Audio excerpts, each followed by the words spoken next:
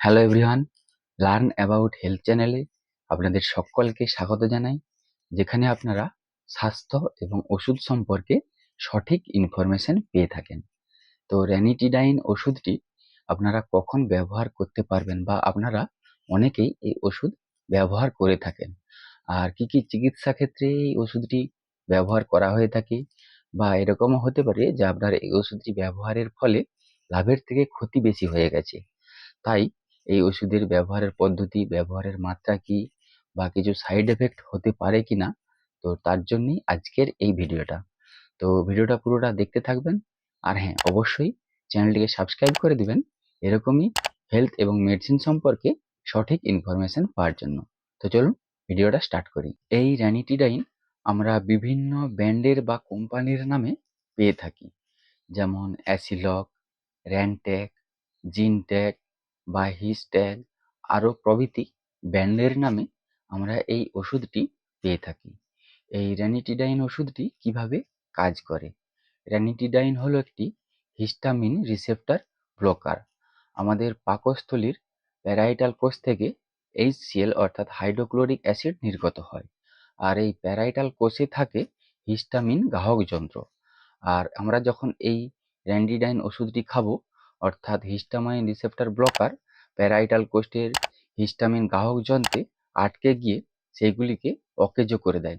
ফলে আমাদের পাকস্থলীর যে HCl হাইড্রোক্লোরিক অ্যাসিড নির্গত হয়, সেইটির উৎপাদন কমে যায়। তাহলে আমরা এই র্যানিটিডাইন কি কি চিকিৎসা ক্ষেত্রে ব্যবহার করে থাকি? প্রথমত, পাকস্থলী এবং ডিওডেনামের যে ক্ষত বা আলসার হয়ে থাকে, তার চিকিৎসা ও তার প্রতিরোধে আমরা এই র্যানিটিডাইন ওষুধটি ব্যবহার করে থাকি। আর দ্বিতীয়ত, GERD অর্থাৎ গ্যাস্ট্রো ইসোফেজিয়াল রিফ্লাক্স ডিজিজের চিকিৎসায় যখন পাকস্থলীর অ্যাসিড আমাদের ইসোফেগাসে অর্থাৎ খাদ্যনালীতে উঠে চলে আসে, তখন তার চিকিৎসা ও তার প্রতিরোধে এই র্যানিটিডাইন ট্যাবলেট ব্যবহার করা হয়ে থাকে। সাধারণত এই র্যানিটিডাইন ট্যাবলেট পাকস্থলীর অত্যধিক অ্যাসিড রিফ্লাক্সের চিকিৎসায় ব্যবহার করা হয়ে থাকে। আর আমাদের পেটের মধ্যে যদি পাকস্থলীর অ্যাসিডের কারণে পেটে গ্যাস হয়, অ্যাসিডিটি হয়, অম্বল হয়, বদহজম হয়, তার চিকিৎসা ও তার প্রতিরোধে এই র্যানিটিডাইন ট্যাবলেট ব্যবহার করা হয়ে থাকে। এই র্যানিটিডাইন ট্যাবলেট কি মাত্রায় পাওয়া যায়? 150 mg বা 300 mg ট্যাবলেট পাওয়া যায়। এর ব্যবহারের পদ্ধতি বা ব্যবহারের মাত্রা কি? পাকস্থলী বা ডিওডেনামের ক্ষত বা আলসারের চিকিৎসায় 150 mg ট্যাবলেট দিনে 2বার খেতে হবে 4 থেকে 8 সপ্তাহ।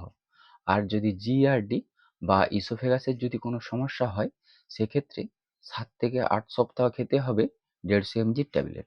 আর আপনারা যদি 300 mg ট্যাবলেট খান, সেক্ষেত্রে দিনে 1টি করে ট্যাবলেট খেতে হবে। এই র্যানিটিডাইন ট্যাবলেটের কিছু পার্শ্ব প্রতিক্রিয়া হতে পারে, যেমন মাথা ব্যথা, মাথা ধরা, ঝিমুনি ভাব থাকা, আমাদের পেটের কিছু সমস্যা হতে পারে, যেমন পেটের ব্যথা যন্ত্রণা হওয়া, আমাদের বমি বমি ভাব হতে পারে, পাতলা পায়খানা হতে পারে, কোষ্ঠকাঠিন্যের মতো সমস্যা হতে পারে, আর মানসিক অবসাদে ভুগতে পারেন, জ্বর হতে পারে, আবার গাত্রচর্মে চুলকানির মতো সমস্যা হতে পারে। আর লিভারের সমস্যা থাকলে কম মাত্রায় ব্যবহার করতে হবে। আর রেচনতন্ত্রের, যেখানে আমাদের প্রস্রাব তৈরি হচ্ছে, তার গন্ডগোল থাকলে আমাদেরকে অর্ধেক মাত্রায় ব্যবহার করতে হবে। আর হার্ট ব্লকের মতো সমস্যা, গাঁট ও পেশির ব্যথা যন্ত্রণা, অগ্ন্যাশয়ের প্রদাহ প্রভৃতি আরও অনেক ধরনের পার্শ্ব প্রতিক্রিয়া হতে পারে এই র্যানিটিডাইন ট্যাবলেটটি ব্যবহার করার জন্য। তাই আপনারা পেটের গ্যাস অ্যাসিডিটির জন্য এই হিস্টামিন রিসেপ্টর ব্লকার বা র্যানিটিডাইন ওষুধটি ব্যবহার না করে যে কোনো PPI ব্যবহার করতে পারে। আর বিশেষ সতর্কবার্তা হিসাবে, আপনি যদি গর্ভবতী বা স্তনদাত্রী মাতা হয়ে থাকেন, সেক্ষেত্রে এই র্যানিটিডাইন ওষুধটি ব্যবহার না করাই ভালো। তো এই ছিল র্যানিটিডাইন ওষুধের সম্পূর্ণ খুঁটিনাটি বিষয়। এর বাইরেও যদি আপনাদের কিছু জানার থাকে, তাহলে অবশ্যই কমেন্ট করে জানাবেন। আর হেলথ এবং মেডিসিন সম্বন্ধেও যদি কিছু জানার থাকে, তাহলেও কমেন্ট করে জানাবেন। আর চ্যানেলটিকে অবশ্যই সাবস্ক্রাইব করে দিবেন। আপনারা সকলে বেশ ভালো থাকবেন, সুস্থ থাকবেন। ধন্যবাদ।